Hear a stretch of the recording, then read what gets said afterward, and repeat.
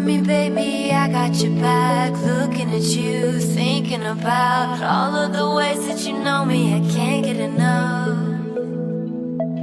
We got the future, burning the past, good and the bad, making it last. We are what I want and I want what I already got.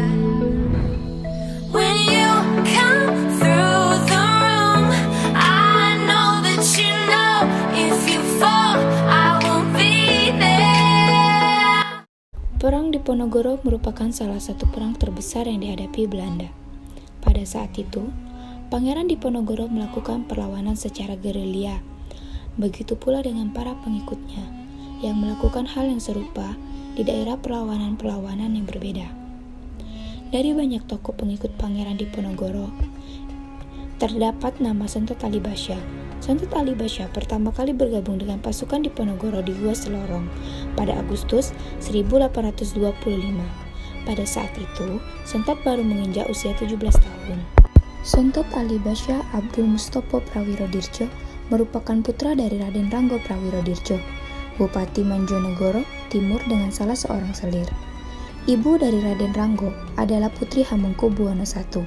Jadi, sama halnya dengan Pangeran Diponegoro, Sentot merupakan buyut dari Hamengkubuwono I. Perlawanan Sentot muncul setelah melihat betapa mengerikannya perang yang dilancarkan Diponegoro terhadap Belanda. Apalagi, ayah Sentot juga merupakan orang yang keras terhadap kolonial. Maka tak heran, Sentot tempuh menjadi pemuda revolusioner yang menaruh kebencian terhadap Belanda. Setelah 3 tahun mengikuti perang bersama Pangeran Diponegoro, pada tahun 1828, Sentot dipilih menjadi panglima perang. Saat itu, Gusti Basya, salah seorang panglima perang Diponegoro, gugur di medan perang. Sebelum wafat, ia berpesan kepada Pangeran Diponegoro agar yang menggantikannya adalah Sentot. Pangeran Diponegoro menyetujui usulan itu. Tak lama setelah diangkat jadi panglima perang, Sentot Ali Basya langsung menunjukkan kemampuannya. Pada 5 September 1828, dia dikirim ke Progo Timur dan berhasil memukul mundur tentara Belanda di bawah pimpinan Solewejin. Beberapa minggu kemudian, dia juga berhasil mengatasi perlawanan Belanda di wilayah Banyumas dan Begelen. Saat peperangan, Sentot seringkali menggunakan penggerebekan sebagai taktik perang. Jika Sentot mundur, maka kemunduran itu terjadi secara teratur dan bijaksana. Tentaranya disebar sehingga susah menyusulnya dan kerap kali berbahaya.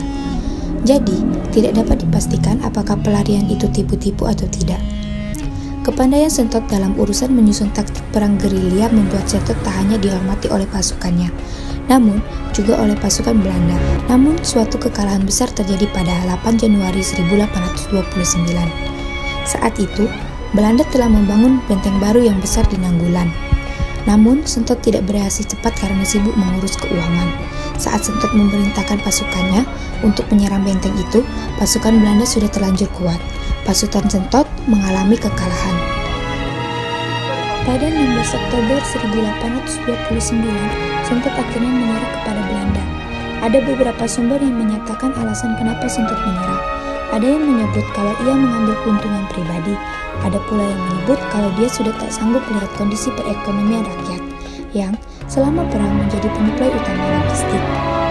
Setelah menyerah, Sentot ditangkap dan diadili di Batavia.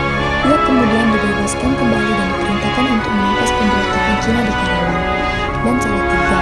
Setelah berhasil, Sentot kembali dipanggil ke Batavia dan diminta membantu Serdadu Belanda melawan kaum Pandai di Sumatera Barat.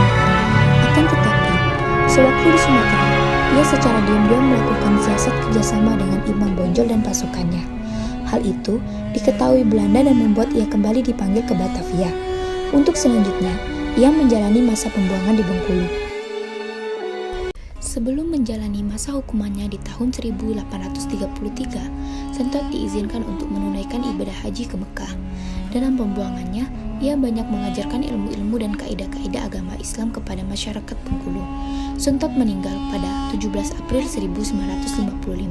Selama masa pembuangannya itu, Waalaikumsalam warahmatullahi wabarakatuh. Kami dari Universitas Bengkulu, Prodi Pendidikan Jasmani, kami kesini ingin mewawancarai Bapak atas tugas dari dosen mata kuliah pendidikan Pancasila Ya. tentang makam Sentor Alibasa. Boleh Pak? Boleh. Sebelumnya Pak, kami mau nanya siapa nama Bapak? Fauzan. Bapak siapa? Fauzan. Bapak sejak kapan jadi anak? Ini sudah 17 tahun. 17 tahun. Ya maka umum. Makam umum juga termasuk. Umur Bapak sekarang berapa Pak? 60. Boleh kami ceritakan sedikit Pak tentang keseharian Bapak? Yang mana Bapak tahu ya? Ya, yang Bapak. Kalau dulu kan oleh Belanda diasingkan oleh Belanda. Nggak tahu. Ya, sekian lama di laut kita kan. Berapa tahun nggak tahu berapa dan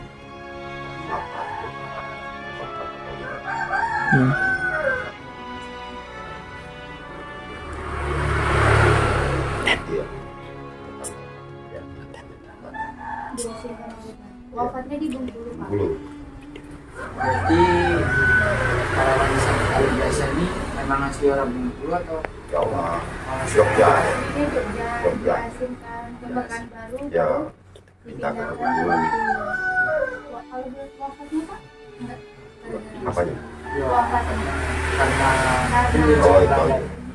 Pokoknya akibat dia nikah. Nggak tahu itu mana. Sebelum Bapak udah ada penjaga. Ada dulu ada Pak. Pegang kamera. Ya, Bapak Ibu sih sudah nggak ada. nggak ada. Baru jadi makam. Ya. Makam ini berdiri sejak kapan Pak? Tahun. Kalau nggak tahu Bapak, memang di daerah itu nggak ada. Nggak ada. Oh jadi sejak Ya, kira aja lah kalau dia wafat 1885 kan kira lah gitu kan. dari sejak 18 dia ya.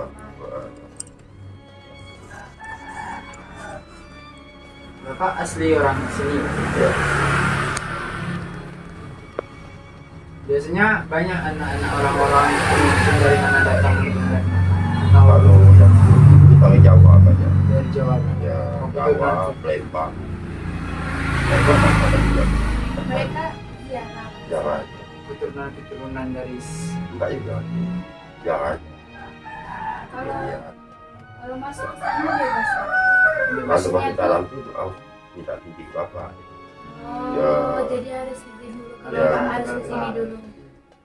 biasanya kalau ada orang ziarah atau kunjungan itu di menjadi atau di atas. Tergantung yang menunjukkan. Nah, ya, kalau Bapak dia- itu nggak bisa. Iya, tergantung bisa. Ya, Kalau mereka ziarah cuma ziarah aja kan. beda orang. Ya, kadang juga ada yang lihat.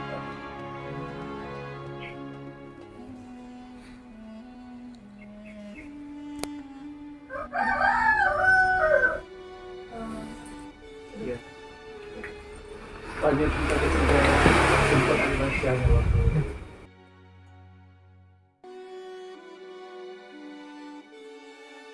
Terima kasih atas wawancaranya sama informasinya Pak. Ya,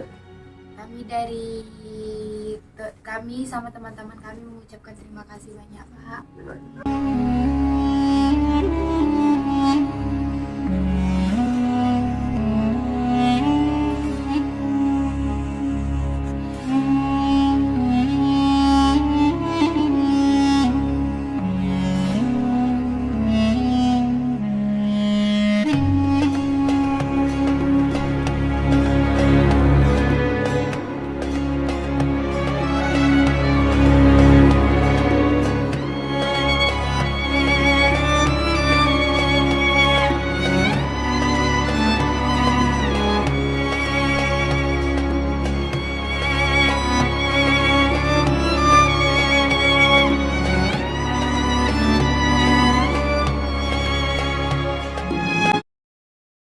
मेरी बातों में